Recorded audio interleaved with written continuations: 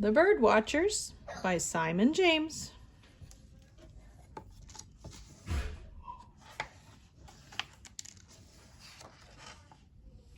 My granddad is a bird watcher. He tells me bird watching stories. He always says, "Jess, when I go bird watching, things happen."